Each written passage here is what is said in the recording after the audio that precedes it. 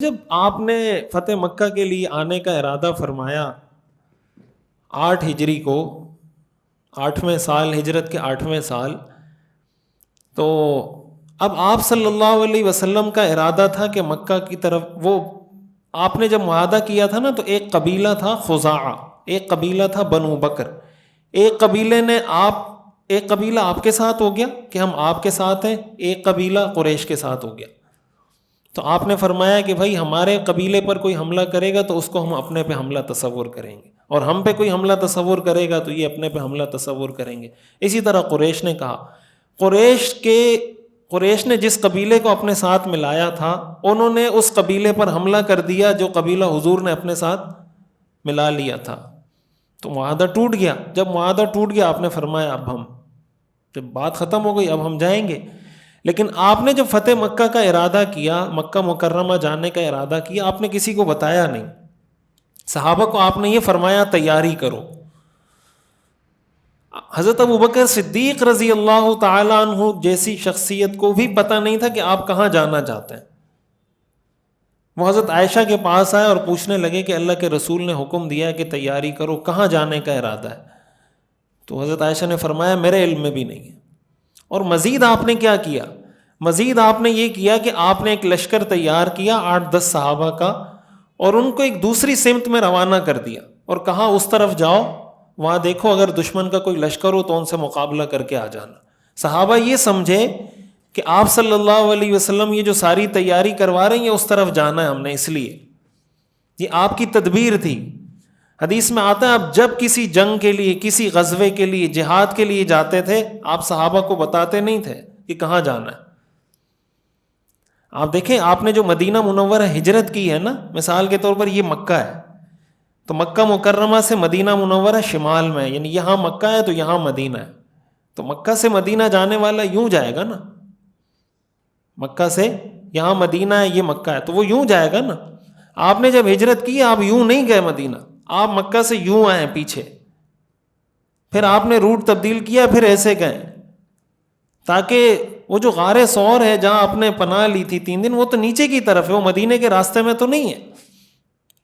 تو آپ نے وہاں پناہ لے کے پھر آپ نکلے، سیدھے سیدھے نہیں گئے۔ کیوں؟ تدبیر اختیار کی آپ نے، کہ سوچنے والے، دیکھنے والے یہ سمجھیں کہ آپ تو یہاں گئے اور مدینہ منورہ کا راستہ تو یہ ہے، یہ کہیں اور گئے، مدینہ نہیں گئے ہوں گے۔ تو فتح مکہ کے موقع پر بھی آپ نے یہی کیا، آپ نے صحابہ کا ایک لشکر ایک طرف روانہ کیا، نجد کی طرف، کہ تم وہاں جاؤ، دیکھو اگر کوئی کافروں کا لشکر مقابلے کے لیے آیا ہو تو مقابلہ کرنا۔ صحابہ یہ سمجھے کہ یہ ساری تیاری اس کے لیے ہو رہی ہے، ہم نے بھی وہاں جانا ہے۔ جب یہ ساری تیاری صحابہ کی ہو گئی، آپ نے سفر شروع کیا، اور رستے میں آپ کو وہ لشکر واپس آتا ہوا ملا، اور انہوں نے کہا کہ یا رسول اللہ ہم گئے تھے، ہمیں تو کوئی نہیں ملا، ہم واپس آ گئے، چلو میرے ساتھ چلو۔ اب یہ کیا ہے؟ یہ ساری عقل مندی کی باتیں ہیں، یہ حکمت کی باتیں ہیں، کہ کوئی کام کرے سوچ سمجھ کے، اس کے لیے پلاننگ کریں، منصوبہ بندی کریں۔ اب یہ ایسی بات ہے کہ اس میں کوئی جھوٹ بھی نہیں ہے، اور آپ نے اپنے معاملے کو بھی خفیہ رکھ لیا۔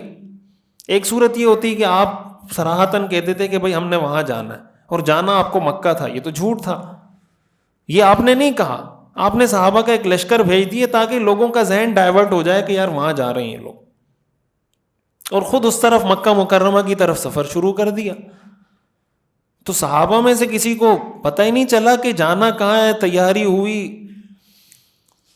اچھا، جب ایک خاص مقام پر آپ صلی اللہ علیہ وسلم پہنچے، 10,000 صحابہ کا لشکر آپ کے ساتھ تھا جب آپ روانہ ہوئے، تو آپ نے صحابہ کو فرمایا کہ اب تم، رات کا وقت ہے، سارے لوگ کوشش کرو زیادہ سے زیادہ آگ جلاؤ، ہر ایک آدمی اپنے اپنے خیمے میں الگ الگ آگ جلائے۔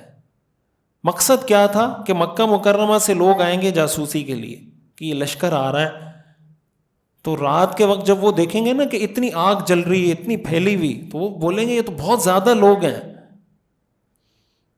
یہ بات سمجھ میں آ رہی؟ تو انہوں نے جگہ جگہ جگہ جگہ ایک وسیع رقبے پر آگ ہی آگ جل رہی تھی۔ اس سے یہ پتہ چلتا ہے کہ لشکر بہت بڑا ہے، ہر آدمی اپنا کھانا پکا رہا ہے یا کچھ کر رہا ہے، بہت بڑی تعداد ہے لوگوں کی۔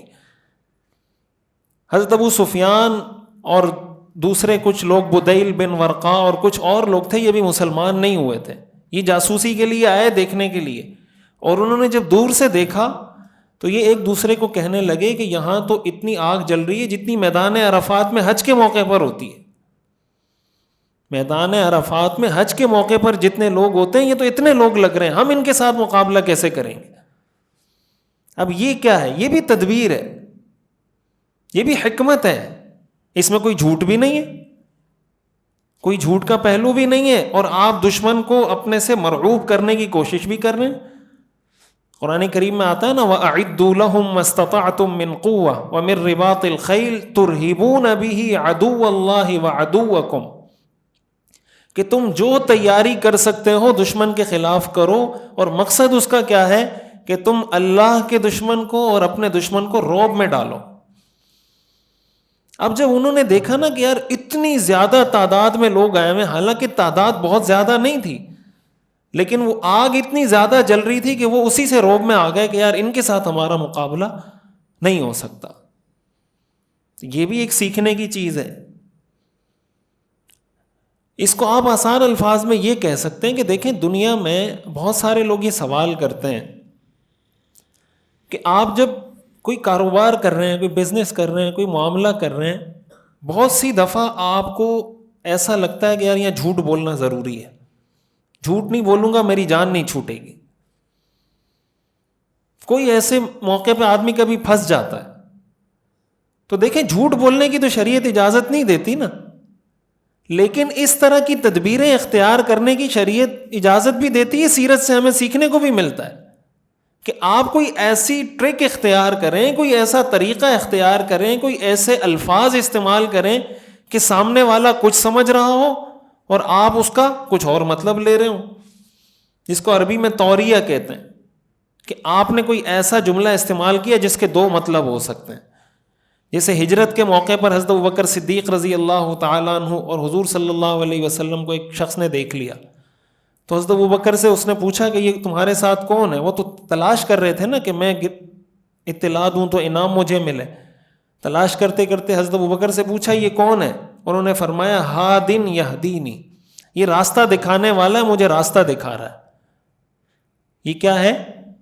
یہ گائیڈ، مجھے گائیڈ کر رہا ہے. جیسے آپ ٹور پہ جاتے ہیں نا، آپ کے ساتھ کوئی ہوتا ہے جو آپ کو گائیڈ کر رہا ہوتا ہے. تو حضرت ابوبکر نے جو الفاظ استعمال کیے وہ یہ استعمال کیے کہ یہ مجھے راستہ دکھانے والا ہے. اب سامنے والا کیا سمجھا کہ یہ شاید ان کو یہ راستہ بتا رہے ہیں کہ صحرا میں جانا کیسے، اور حضرت ابوبکر کی نیت یہ تھی کہ مجھے دین کا راستہ سکھاتے ہیں، آخرت کا راستہ سمجھاتے ہیں، صراط مستقیم پہ چلاتے ہیں. تو یہ بھی ایک سیکھنے کی چیز ہے سیرت سے کہ دنیا کے ایسے معاملات جہاں یہ دھوکہ دینے کے لیے نہیں کسی کو، کہ آپ کسی کو دھوکہ دے رہے ہوں، اپنے جائز مقصد کے لیے. آپ کا کوئی جائز مقصد ہے اور اس میں آپ کو لگتا ہے تو اس میں اس طرح کا کوئی طریقہ اختیار کیا جائے جس میں جھوٹ بھی نہ ہو اور آپ کا کام بھی نکل آئے.